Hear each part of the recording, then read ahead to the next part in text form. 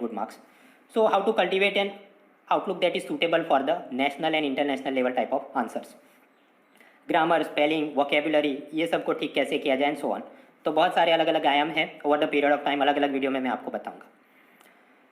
फिर ये आजकल उदय भाई जैसे बहुत सारे लोग आलू ले लो, प्याज ले लो, मीन्स का मॉक टेस्ट सीरीज ले लो, बहुत सारा मार्केट में मटेरियल बिक रहा है. So should I join a paid mains answer writing test series और not? And secondly if yes then at what time should I join such test series? फिर कुछ टॉपर्स बोलते रहते हैं मैं तो हर जवाब में चार्ट बना देती थी, इससे समय की काफ़ी बचत होती है. That is correct up to certain extent. लेकिन फिर ये भी प्रश्न होता है कि अगर हमने जवाब में कुछ लिखना है कि सूर्य पूर्व दिशा से उगता है, तो क्या उसका भी ऐसा प्राकृतिक चित्र बना के देना है? क्या हर एक जगह पर रिक्वायर्ड हो कि नहीं हो, मारपीट के नक्शा और चार्ट बनाना ज़रूरी है क्या? Do I have to draw flow charts and diagram in each and every answer? ये भी मैं आपको आगे बताऊंगा. फिर कुछ लोगों को बहुत बोर्ड एग्जाम लेवल के क्वेश्चन रहते हैं. शुड आई मैंने आंसर को अंडरलाइन करना चाहिए कि नहीं, हेडिंग और सब हेडिंग बनानी चाहिए कि नहीं, ब्लू पेन से लिखना है या ब्लैक पेन से, जेल पेन इस्तेमाल करूँ कि बॉल पेन इस्तेमाल करूँ, हाईलाइटर का प्रयोग करना है कि नहीं, एंड सो फॉर. कुछ लोग ये भी डर में रहते हैं कि मेरी हैंड राइटिंग अच्छी नहीं है, तो क्या मैंने कोई कैलीग्राफी क्लासेस, सुलेखन के कोचिंग क्लासेस चलते हैं वो ज्वाइन करने चाहिए? And similar type of question for the optional subject, कि उधर वैकल्पिक विषय में भी डे 1 से आंसर राइटिंग की पिपूड़ी बजानी है कि नहीं, क्योंकि ये कोचिंग माफिया और कुछ बिकाउ टॉपर्स तो उधर भी ऐसा ही गुमराह करना शुरू कर रहे हैं. So one by one will see that. एक वीडियो में सब कवर नहीं होगा, 4-5 वीडियो मुझे बनाने पड़ेंगे. लेकिन सबसे पहला और सबसे महत्वपूर्ण सवाल ये है, should I start mains answer writing from day 1 of UPSC preparation? मेरा इसमें जवाब ये है कि मैं आपको 2 सवाल अभी देता हूँ. पहला सवाल है साइक्लोन अम्फान के बारे में जो अभी करंट अफेयर्स में चलता है. दूसरा सवाल है सेकंड वर्ल्ड वॉर के बारे में. वैसे तो वो हिस्टोरिक इवेंट है, लेकिन 2020 में उसका 75th एनिवर्सरी हो रहा है. ये वाली तारीख को मतलब उसका अंत हुआ था, ऐसे 75वीं उसकी शताब्दी है. तो ये लेक्चर में मैं आपको इसके 2 सवाल पे हम चर्चा करेंगे. अगर आप सिर्फ एक दिन की पढ़ाई करके इन दोनों प्रश्नों के अच्छे जवाब लिख सकते हैं तो हाँ, आप डे 1 से मेंस आंसर राइटिंग की पिपूड़ी बजा सकते हैं. नहीं कर सकते then you should study first and then you engage in this type of nonsense. So if you can handle the next 2 questions in a satisfactory manner then only you should start it from day 1. तो पहला प्रश्न, in the aftermath of the recent cyclone Amphan, examine critically the reasons behind India's vulnerability to cyclones and suggest steps to reduce it. 250 words, means paper 3 disaster management के लिए mock question. चक्रवातों के प्रति भारत की भेद्यता के कारणों की, वल्नरेबिलिटी की जांच करें, क्यों हम वल्नरेबल हैं और इसे कम करने के लिए क्या कदम उठा सकते हैं वो आप सुझाइए. आपदा प्रतिबंधन जो कि मेंस पेपर 3 का पार्ट है, उसमें ये आंसर राइटिंग मैं आपको दे रहा हूँ. और आप इसमें भी आजकल का तमाशा जानते हैं कि ऐसा एक आध स्टेटमेंट लिख दो, फिर नीचे मुझे एक आध कोई न्यूज़पेपर का कॉलम का लिंक डाल देना चाहिए, the Hindu opinion, this double disaster, Amphan cyclone, और बस ये आर्टिकल अपना हो गया. डेली आंसर राइटिंग चैलेंज के नाम पे वेबसाइट, फेसबुक, टेलीग्राम पे डाल दो. और जनता में भी मास हिस्टेरिया मतलब सामूहिक पागलपन चलता है कि डिजिटली 2-3 जगह से वो कॉलम पढ़ लूँगा और फिर मैं आंसर बना दूंगा और मैं बन गया मसीहा. So is it useful to do this exercise from day 1 of preparation or not? Let us see. ये जो साइक्लोन आम्फान का प्रश्न है, इंट्रोडक्शन में आप क्या करेंगे, उसको डिफाइन करना पड़ता है. What do you understand by the term cyclone. फिर बॉडी पार्ट 1 में आप लिखेंगे कि क्यों भारत इसके अंदर वल्नरेबल है. तो अपनी वल्नरेबिलिटी आप सोचिए 2 कारणों से है. एक तो है नेचुरल रीजन्स कि जहाँ पर large body of water is there, temperature ये सेल्सियस से ये सेल्सियस की रेंज में रहता है, वो कुछ ट्रॉपिकल के एरिया में आते हैं. अगर ऐसे कुछ जियोग्राफिकल फैक्टर है तो साइक्लोन होने के चांस बढ़ जाते हैं. लेकिन ये क्या पहले दिन से पूरा अपने को ब्रह्म ज्ञान हो जाएगा? नहीं. उससे पहले तो आपने मेंस पेपर 1 जियोग्राफी, उसका सब टॉपिक फिजिकल जियोग्राफी, उसका भी सब टॉपिक क्लाइमेटोलॉजी, हवामान शास्त्र, वो आपने पढ़ना होगा, तब आपको ये आएगा. फिर आपने दूसरे भी कुछ मैन मेड फैक्टर्स की चर्चा करनी होगी, जैसे कि, लेकिन ये भी क्या पहले दिन में ब्रह्म ज्ञान हो जाएगा? नहीं. इससे पहले ज़रूरत होगी कि आपने मेंस पेपर 1 और वहाँ पर भी ज्योग्राफी और सब टॉपिक है अर्बनाइजेशन, प्रॉब्लम्स एंड रेमेडीज़, फिर एक अलग से मेंस पेपर 3 में एनवायरमेंट रिलेटेड इश्यूज़, ये सब पढ़ा होगा, तो आपके पास ये सब मुद्दे तैयार होंगे. Then body part 2 suggest the steps to reduce vulnerability. तो वल्नरेबिलिटी कम करनी है, then you have to talk something about disaster related adaptation and disaster mitigation. Adaptation और मिटिगेशन ये दोनों समान चीज़ नहीं है. वो अलग अलग हैं, उसमें आप जो सजेशन देंगे उसके भी प्रकार अलग अलग होते हैं। एक ऐसी चीज़ है जो पहले से करनी है, एक ऐसी की जो बाद में करनी है, एक ऐसी की जो हमने मान लेना है कि डिजास्टर आएगा ही और हमने उससे बचने के लिए क्या क्या करना होगा। सो like that adaptation, mitigation, preparedness, अलग अलग टर्म्स हैं। बिना पढ़े लोग कहीं पर भी कुछ भी वर्ड यूज़ करते हैं और फिर प्रोफेसर अच्छे मार्क देते नहीं। सो अगेन दिस रिक्वायर्स कि आपको मेंस पेपर 3 और वहाँ पर डिजास्टर मैनेजमेंट की थियरी आपने पढ़ी हो तब आपको पता होगा कि एडप्टेशन इसको बोलते हैं, मिटिगेशन इसको बोलते हैं, वल्नरेबिलिटी ये होती है, प्रिपेयर्डनेस और रिजिलियंस इसको बोलते हैं। And lastly conclusion. तो कंक्लूजन में आप कुछ गरीबों की बात कर सकते हैं कि कैसे डिजास्टर में परेशान होते हैं या sustainable development goals, and therefore we have to increase our preparedness, we have to reduce our disaster vulnerability. Column पढ़ के आप जवाब लिखेंगे तो वो अच्छा जवाब नहीं होगा, वो साधारण किस्म का जवाब ही होगा। नॉट एन एक्सीलेंट और good quality answer, only an average type of answer. और साधारण किस्म का जवाब लिखेंगे तो असाधारण मार्क तो नहीं मिलेंगे, एक्स्ट्रा ऑर्डिनरी मार्क नहीं मिलेंगे, साधारण एवरेज मार्क ही मिलेंगे। So how does it hurt you? Mains paper 1, 2, 3 में ट्रेंड कुछ ऐसे रहता है कि कुल मिलाकर हर एक पेपर में 20 क्वेश्चन होते हैं। उसमें से 10 क्वेश्चन ऐसे होते हैं जो 10 मार्क के होते हैं, मतलब 100 मार्क हुए। 10 क्वेश्चन ऐसे होते हैं जो कि 15 मार्क के होते हैं, तो अराउंड दैट इज 150 वर्ड्स। तो कुल मिलाकर 250 वर्ड का एक पेपर ऐसे, पेपर 1, 2, 3। फिर एथिक्स का पेपर 4 भी होता है, बट वहाँ पर कुछ बार ऐसा होता है 25 मार्क्स का भी बना देते हैं प्रश्न वगैरह। एनीवेज, बट सपोज जो पेपर चेक कर रहा है वो इवेल्युएटर या प्रोफेसर ने अपना एक बेंचमार्क तय करके रखा है कि ये जो 10 मार्क्स या 150 वर्ड का क्वेश्चन है उसमें मुझे अच्छा जवाब दिखेगा तो मैं 5 से 6 मार्क दूंगा, बहुत अच्छा दिखेगा तो 7 मार्क दूंगा, और अगर एवरेज टाइप का होगा तो 4 या उससे कम दूंगा। क्योंकि ये ह्यूमैनिटीज़ के सब डिस्क्रिप्टिव पेपर्स हैं, तो ऐसा नहीं आपको 10 में से 10 मार्क देंगे, नहीं, वो बहुत खींच के 7 के पास उसकी पेन रुक जाएगी। सिमिलरली सपोज 15 मार्क का प्रश्न पूछा गया, 250 वर्ड्स, तो हो सकता है अच्छे जवाब में 6 से 7 मार्क आपको मिल जाए, एवरेज है तो 5 या उससे कम, और बहुत एक्सीलेंट तो वो आपको 8 मार्क दे सकता है। In real exam what will happen, suppose 20 question है तो उसमें से आप समझिए कि 5 तो एवरेज किस्म के जवाब आप लिख पाएंगे। वो इसलिए क्योंकि ऐसा नहीं कि सब कुछ पढ़ के गए उसी में से पेपर निकलता है। कई बार ऑब्सक्योर टाइप ऑफ क्वेश्चंस आरास जो कि हमारे पास कंटेंट नहीं होता, तो अच्छा जवाब हम लिख नहीं पाते। कुछ बार टाइम लिमिट अपनी कम हो रही है और उसके कारण पॉइंट्स तो है बट पूरे लिख नहीं पाएंगे। सो सपोज 20 में से 5 हमने एवरेज लिखे, 12 हमने गुड क्वालिटी के लिखे, और एक्सीलेंट 3 लिखे। एक्सीलेंट 20 में से 20 सभी एक्सीलेंट नहीं लिख सकते मित्रों। ये कोई वीडियो गेम नहीं कि हर बार हम गोली मारे तो वो मर जाए और हमें कुछ नहीं हो।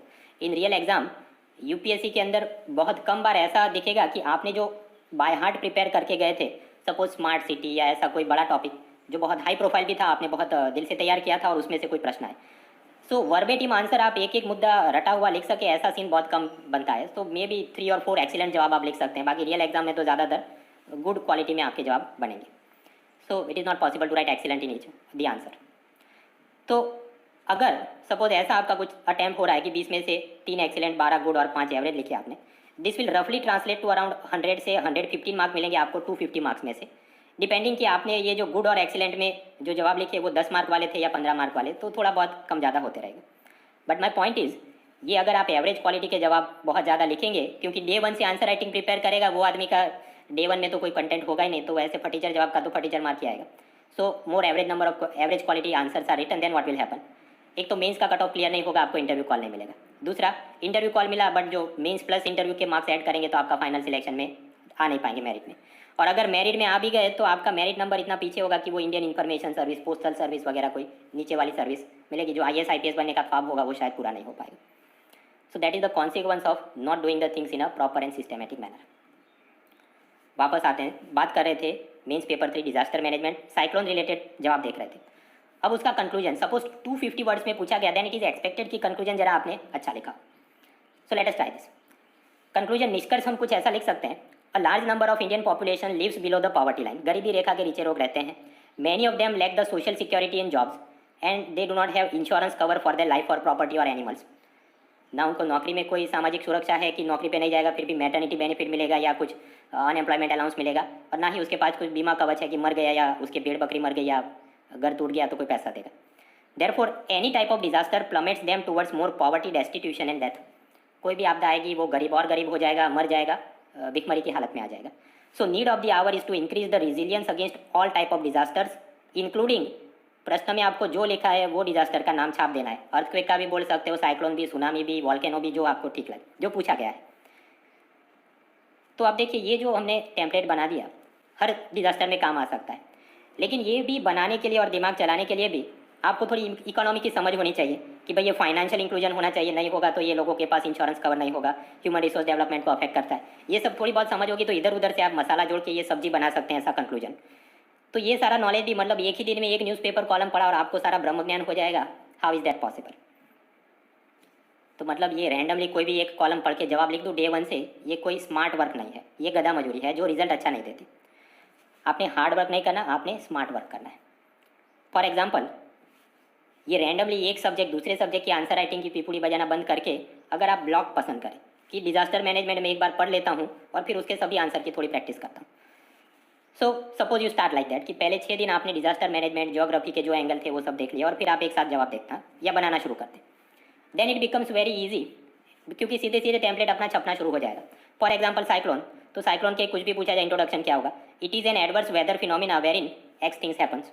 सपोज फ्लड का पूछ ले तो उसमें भी सिमिलर फॉर्मेट में टेम्पलेट छप जाएगा, it is an adverse weather phenomena, जहाँ पर ये होता है बारिश ज़्यादा होती है, ड्रॉट मतलब वो सूखा या काल, it is an adverse weather phenomena, जहाँ पर पानी कम आता है।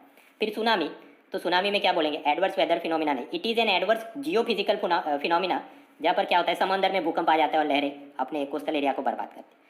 तो मतलब एक साथ हमारे बहुत सारे टेम्पलेट तैयार हो गए, तो याद करना भी आसान है और रियल एग्जाम में छापना भी बहुत आसान है।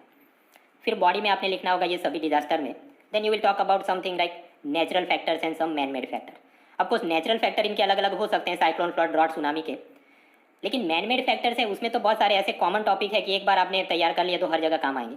जैसे मैन मेड फैक्टर में अर्बनाइजेशन, डिफॉरेस्टेशन, उसके चलते अपनी वल्नरेबिलिटी हर जगह पे बढ़ी रही, चाहे साइक्लोन देखो, फ्लड देखो। बॉडी पार्ट 2 में सपोज आपको पूछा जाए हाउ टू रिड्यूस वल्नरेबिलिटी या how to increase the preparedness, तो उसके अंदर आप आपको कुछ जगह पर थोड़े थोड़े टॉपिक बदलेंगे, बट एक टॉपिक यहाँ पर भी कॉमन हो जाएगा कि we should try for afforestation to break the speed of water and waves.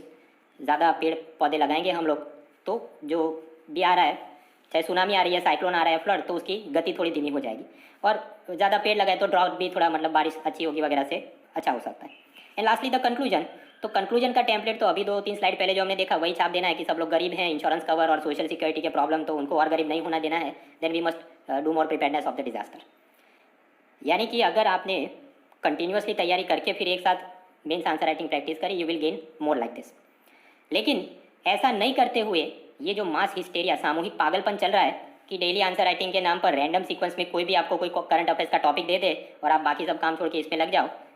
For example पहले दिन आपको ज्योग्राफी में दिया जाए, तो अब आप समझिए उसका आप जब इंट्रोडक्शन बनाएंगे तो वो साइक्लोन के साथ तो रिलेटेड नहीं है, उसके बॉडी पार्ट भी साइक्लोन के साथ रिलेटेड नहीं है। कंक्लूजन में हाँ कहीं थोड़ी बहुत पॉवर्टी की बात हो सकती है, but Atmanirbhar Bharat requires more thing like GDP and other issues, and then it is becoming difficult to remember it for a longer period of time. जैसा कि इधर हमने एक बार में ही छापा ये सब, साइक्लोन, फ्लड, ड्रॉट, सुनामी, और अपने को मदद मिल गई। फिर सपोज तीसरे दिन आपको बोले कि अब इंटरनेशनल रिलेशन में ये इंडिया और नेपाल के बीच काला पानी का मुद्दा चल रहा है, तो तुम उसका कुछ आंसर राइटिंग करो। Well that is now not related with the आत्मनिर्भर भारत, तो इंट्रोडक्शन, बॉडी, कंक्लूजन वो सब अलग हो जाएगा। तो ये इधर उधर की फ्रैगमेंटेड प्रिपरेशन में आपका स्पेशलाइजेशन एक एक टॉपिक पर सब्जेक्ट एक्सपर्टीज बन नहीं पाएगी। आप जानते हैं यूपीएससी मेंस का सिलेबस, मेंस पेपर 1 में आता है history, social science, geography, mains paper 2 में आता है polity and governance, welfare schemes, international relation, mains paper 3 में आता है economy, agriculture science, disaster and environment related issues and internal security and cyber security. Mains paper 4 में है ethics की theory and then case studies. तो मैं ये नहीं कह रहा हूँ कि जब आपने साइक्लोन का आंसर लिखना है तो उससे पहले जाकर एथिक्स का सिलेबस कंप्लीट करो, ऐसा मैं नहीं बोल रहा हूँ। मैं ये कह रहा हूँ कि पहले कम से कम आपने ये डिजास्टर और जियोग्राफी का सिलेबस तो कंप्लीट किया होना चाहिए, तब आप कुछ अच्छा लिख सकते हैं, right. So at least you should finish physical geography and disaster management first. थोड़ा और टाइम बचे तो एनवायरमेंट भी थोड़ा पढ़ लो, तो आप अच्छे वाला कुछ जवाब बना सकते हो। लेकिन ये सब करने के लिए एक दिन में तो होगा नहीं, it may require 1 week 2 week, depend कि आपको कितनी जल्दी आप उसको तैयार कर सकते हैं। तो मतलब डे 1 से ये आंसर राइटिंग करेंगे तो वो कहता भी दीवाना और सुनता भी दीवाना, ऐसी सब बातें चल रही है। यानी कि आइडियल तरीका ये है कि डे 1 2 3 4 5 6 जितने भी दिन लगे, लेकिन एक आप सिलेबस का पूरा ब्लॉक कंप्लीट करिए और फिर आखिरी में उसकी जो भी आंसर राइटिंग की प्रैक्टिस आप सब्जेक्ट वाइज या टॉपिक वाइज तरीके से करिए। ये नहीं कि रैंडमली डे 1 2 3 4 को जो भी करंट अफेयर आ रहा है और कोई आपको कुछ दे रहा है तो बस उसी की आंसर राइटिंग की प्रैक्टिस में लगे रहो। ये मास हिस्टेरिया आपको कोई ज़्यादा फायदेमंद नहीं रहेगा। आपको लोग तो ऐसा ही आपसे करवाएंगे क्योंकि उनको तो डेली पेज व्यूज़ चाहिए, सब्सक्राइबर बढ़ाने हैं, एड रेवेन्यू बढ़ाना है, टेस्ट सीरीज़ के लिए कस्टमर पैदा करने हैं। इसलिए ये कहना फैशनेबल हो गया है कि मैं तो डे 1 से आंसर राइटिंग करती थी, रादर देन सेइंग कि मैंने पहले इतने दिनों तक अपना पसीना खून पसीना बांध के सिलेबस कंप्लीट किया था और फिर मैं तैयारी कर रहा था आंसर राइटिंग। वापस आते हैं। तो मैं आपको कह रहा था कि 2 सवाल मैं आपको दिखाता हूँ, अगर आप उसके डे 1 पे अच्छे जवाब लिख सके तो आप कर सकते हैं। तो पहला साइक्लोन अम्फान, उसके एग्जाम्पल से तो हमें साबित हो गया कि डे 1 पर नहीं, जब सिलेबस कंप्लीट हो उस सब्जेक्ट का तब आंसर राइटिंग करनी चाहिए। Another question, 75th of the second world war, इसका एक मॉक क्वेश्चन ट्राई करते हैं। On the 8th May 1945 Germany was first defeated militarily and then it was defeated politically and economically by the allied powers. Elaborate 15 marks 250 words. 8 मई 1945 को मित्र राष्ट्रों द्वारा Germany को पहले सैन्य रूप से और उसके बाद राजनीतिक और आर्थिक रूप से हराया गया था, विस्तृत कीजिए। अब ये प्रश्न की क्या कंटेक्स्ट है? इसका कंटेक्स्ट ये है कि 2020 में सेकंड वर्ल्ड वॉर को एंड होने की घटना को 75 ईयर्स पूरे हो रहे हैं। तो ये शताब्दी अवसर के अनुसंधान में यूरोप में बहुत सारी जगह पर परेड सेरेमनी होती रहती है और न्यूज़पेपर में उसके कभी कभी कॉलम्स आते रहते हैं। और आप जानते हैं ई लर्निंग साइट में ये सिस्टम है कि क्वेश्चन स्टेटमेंट डाल दो, कोई न्यूज़पेपर कॉलम का URL आर्टिकल डाल दो और ये हो गया आपका डेली आंसर राइटिंग प्रैक्टिस। इस पर कॉमेंट करो, इलेबोरेट करो। हाँ, तो बस मैं भी आपको बोलता हूँ, करिए, कॉमेंट करिए, इलेबोरेट करिए। क्या इसका अच्छा जवाब डे 1 पर लिख सकते हैं? भाई, जवाब लिखने से पहले पूरी वर्ल्ड हिस्ट्री पढ़ी होनी चाहिए। इंट्रोडक्शन, तो वहाँ पर सिर्फ सेकंड वर्ल्ड वॉर नहीं, उसके पहले क्यों वर्ल्ड वॉर हुआ था, तो inter war years, treaty of Versailles, rise of Hitler, थोड़ी बहुत आपको जानकारी होगी तो आप अच्छा एक इंट्रोडक्शन बना सकते हैं। देन द पार्ट की मई 1945 में जर्मनी का मिलिट्री डिफीट हुआ, तो वो तो बिना पढ़े भी लोग हवाबाजी में वर्ल्ड वॉर की मूवी देख के कुछ भी जवाब लिख सकते हैं। That part is not difficult. The real challenges, प्रश्न में आगे ये पूछा गया है कि पहले मिलिट्री रूप से हराया मित्र राष्ट्रों ने और फिर इकोनॉमिक और पॉलिटिकल रूप से भी हरा दिया, वो कैसे? Then you have to talk about what happened after the surrender of Germany, कि जर्मनी का आप जानते हैं ईस्ट जर्मनी वेस्ट जर्मनी ऐसा पार्टीशन हो जाता है, तो उस हिसाब से ट्रेड, फैक्ट्री, अनएम्प्लॉयमेंट, इन्फ्लेशन के सब प्रॉब्लम्स दोनों जगह क्रिएट होते हैं, क्योंकि natural resources, factory, specialist labourer वो आधे आधे इधर उधर बिखर गए। इसके चलते जर्मनी आर्थिक रूप से टूटने लगा। पॉलिटिकल डिफीट भी हो गया, क्योंकि एक जर्मनी के अब 2 हिस्से हो गए, ईस्ट जर्मनी वेस्ट जर्मनी, और दोनों ही जगह पर रशिया और USA अपने अपने पपेट रिजीम और लोगों को खड़ा कर देते थे। So it was not helping in to some type of real and practical democracy. So that resulted in to political defeat of the German. And lastly conclusion, conclusion में आप क्या लिख सकते हैं? इधर भी अगर सोचना शुरू करें कि हाँ ये सब हुआ, बट अल्टीमेटली जर्मनी का वापस रीयूनिफिकेशन और फिर वो गाड़ी पटरे पर आती। So conclusion could be something like, thus Germany was defeated militarily, politically and economically, and this period of downturn or turmoil continued until the fall of Berlin Wall and German reunification in 1989। जब वो दीवार का ध्वस्त होता है, वापस मिलते हैं, और अब तो हम जानते हैं कि वापस वो एक इकोनॉमिक पावर बन गया। क्या अभी प्रेजेंट डे यूरोपियन यूनियन बने और वहाँ तक भी खींचने की ज़रूरत नहीं, बट कम से कम बर्लिन वॉल का पतन तब तक का अगर आपने लिखा है, then it helps you give a proper impression कि हाँ अच्छा कंक्लूजन बनाया है। So now the challenge is, day 1 को आंसर राइटिंग की पीपुड़ी बजाओगे तो मैक्सिमम आपको इतना पता होगा कि वर्ल्ड वॉर 2 हुआ था और जर्मनी हार गया था। लेकिन ये जो बाकी की चीज़ें हैं कि कैसे economic political defeat and this fall of German Berlin wall, ये ऐसा नहीं कि आसमान से गिर रहा है, ये सब चीज़ें भी NCERT में दी गई है, कोल्ड वॉर से लेके सब चीज़ें, लेकिन वो आपने पढ़ना पड़ेगा एंड इट टेक्स टाइम। ऐसा नहीं डे 1 को एक न्यूज़पेपर कॉलम पढ़ लिया और जवाब अच्छे बन गया। और इधर भी वही सीन होगा कि बिना कुछ पढ़े हवाबाजी में एक कॉलम से आपने जवाब बना दिया without finishing the entire world history syllabus, तो हवाबाजी में बस ये कि जर्मनी सफर्ड ह्यूमिलेटिंग डिफीट, उसकी इकोनॉमी डेवस्टेटेड, जीनेरिक टर्म में, लेकिन कोई लॉजिकल उसका एक्सप्लेनेशन नहीं देते कि ऐसा कैसे हुआ था। Not highlighting the specific issues surrounding the partition of Germany and not writing an impactful conclusion up to the fall of Berlin wall, जिसके चलते आपको इधर भी सपोज 15 मार्क का प्रश्न है तो 5 या उससे कम mark, average type of mark मिलेंगे, रैंक आपका आएगा नहीं, सिलेक्शन आएगा नहीं, प्रॉब्लम्स।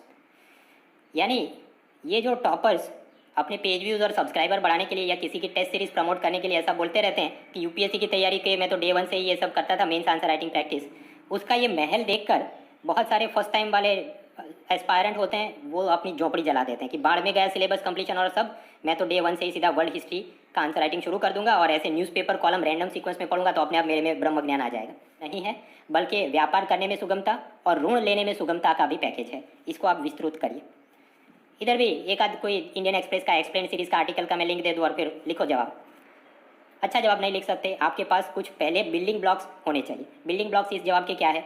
बैंकिंग सेक्टर में मॉनेटरी पॉलिसी, उसका क्या, उसमें ये रेपो रेट होता है, ये वाली चीज़ होती है, RBI ने ये बोला, फिर उसको आत्मनिर्भर भारत में ये किया गया, लोन्स का इशू, NPA का इशू, वो सब बातें। देन बजट, तो taxation, subsidy, FRBM act, fizzle deficit, fizzle stimulus, ये सब क्या होता है, थोड़ी थोड़ी समझ होनी चाहिए।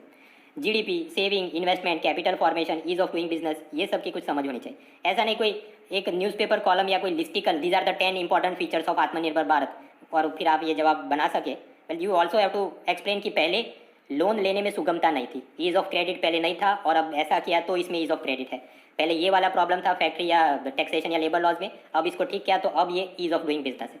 सो like that you have to logically justify your answer, otherwise you will not get the good marks.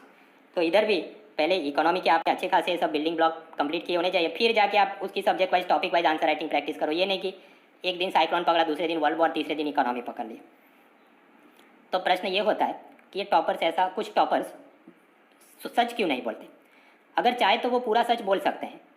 पूरा सच ये होगा, फॉर एग्जांपल वो बोल सकते हैं कि मेरा पॉलिटी सिलेबस कंप्लीट हो गया था और उसके बाद मैं मेंस पेपर 2 और वहाँ पर रोल ऑफ सिविल सोसाइटी और प्रेशर ग्रुप्स के बारे में पढ़ रही थी।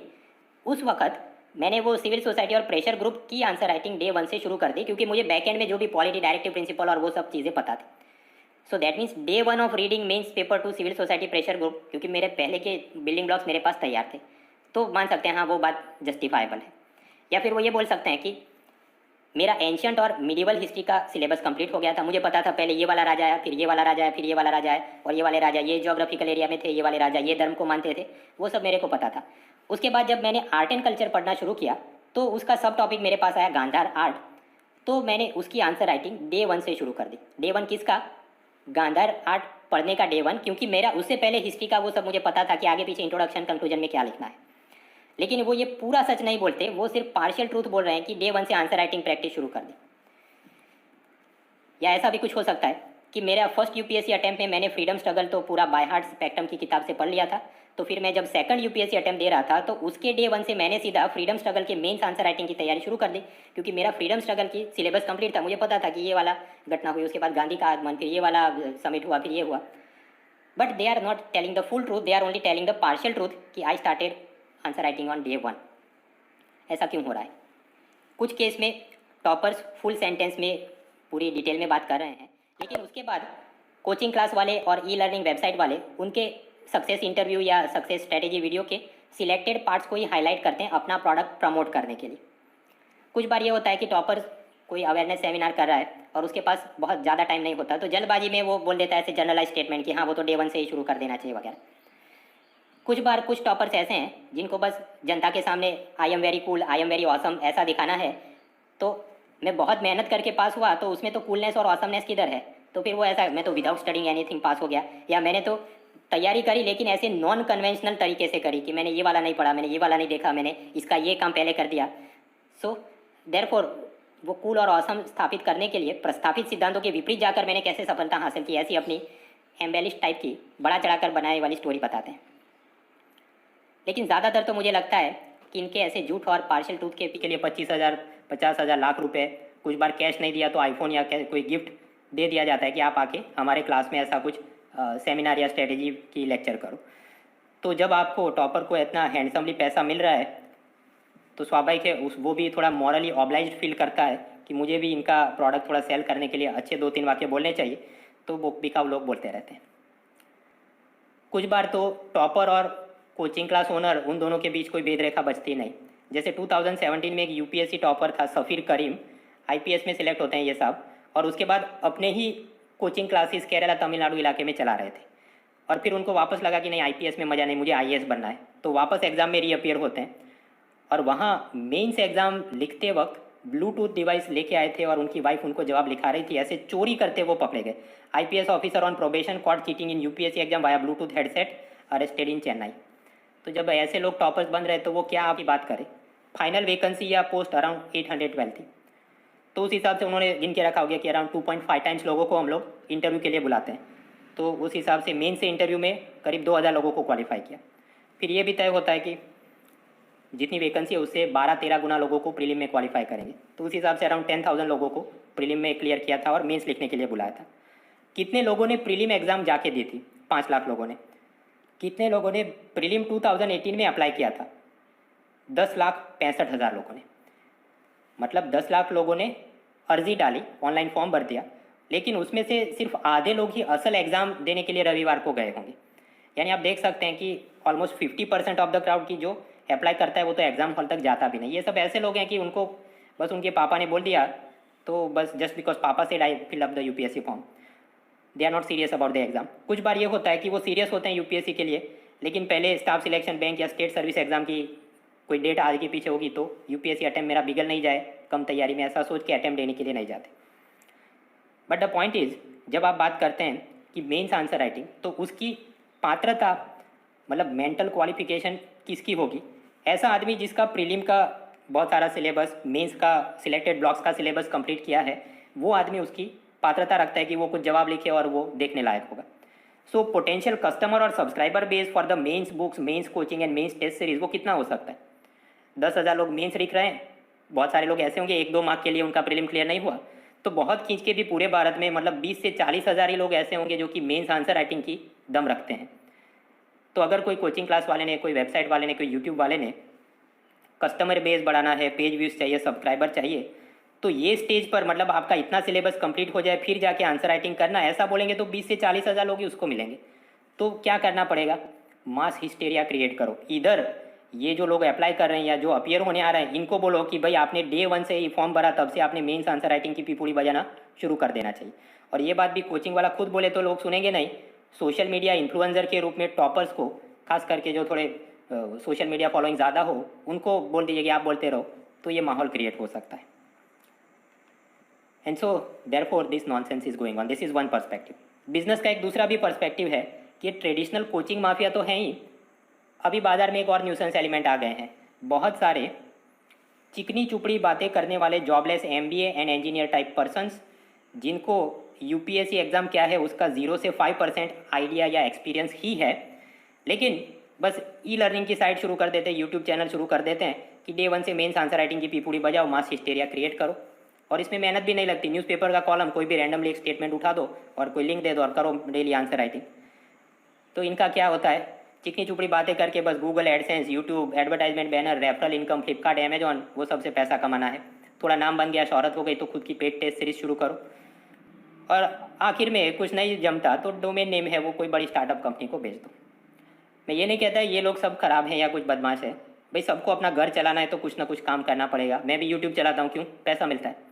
लेकिन आपने ये भी ध्यान रखना है कि करोड़पति बनने के चक्कर में ये लोग जो खुद करोड़पति बनना चाहते हैं, उन्हें आप करोड़पति बनाने के चक्कर में खुद का अटेम्प्ट तो बर्बाद नहीं कर रहे हैं ये सब मास हिस्टेरिया में कि सिलेबस कंप्लीशन गया बाढ़ में, डेली आंसर राइटिंग करते रहो। Please don't fall into such traps. ये बात करिए डेली आंसर राइटिंग की। मैं आपको कुछ सैंपल देता हूँ, ये लो डेली आंसर राइटिंग प्रैक्टिस। और क्या आपने बेवकूफ़ बन के उनकी प्रैक्टिस करनी चाहिए कि नहीं, दैट इज़ द क्वेश्चन। पहला, the destruction caused by cyclone Amphan highlights the failure of the union government's disaster management machinery comment. मैं कहता हूँ ये प्रश्न आएगा ही नहीं, irrelevant question. Second, Atmanirbhar Bharat is a statistical jugglery rather than a real fiscal stimulus package, examine critically. Again ऐसे ये वाला प्रश्न आएगा ही नहीं, इरेलेवेंट है। Third, reverse migration to villages during corona crisis has set Indian economy back by 15 years, elucidate. लोग वापस चले गए, अपनी इकोनॉमी 15 साल पीछे गई है, इसका आप रोना धोना करिए, विस्तृत करके दिखाइए। Again irrelevant question. Discuss the need and significance of incentive based scrappage policy for revival of commercial vehicle sector in India. तो ये जो प्रश्न पूछे गए हैं as a topic, yes it is important कि साइक्लोन आम्फान या आत्मनिर्भर भारत या माइग्रेशन, लेकिन इसको जो पूछने का तरीका है, tone of the answer, context of the answer, ये गलत है। मतलब ऐसे टोन में पूछा गया तो ऐसे इरेलेवेंट मॉक क्वेश्चन में आपने टाइम वेस्ट नहीं करना चाहिए। ये जो बात है incentive based scrappage policy for the revival of commercial vehicle sector in India, भाई इतनी टेक्निकल डेप्थ में यूपीएससी पूछता ही नहीं। So we should not be wasting time in such irrelevant question, भले डेली आंसर राइटिंग के नाम पे कोई भी आपको फ्री में मटेरियल पिरोस रहा हो। तो ऐसा इरेलेवेंट क्वेश्चन कौन से होते हैं, इसको कैसे आइडेंटिफाई करें और कैसे ऐसी बेफिजूल की टाइम वेस्ट एक्सरसाइज से हम लोग बचे, उसकी भी मैं आपको बात बताऊंगा। But that I will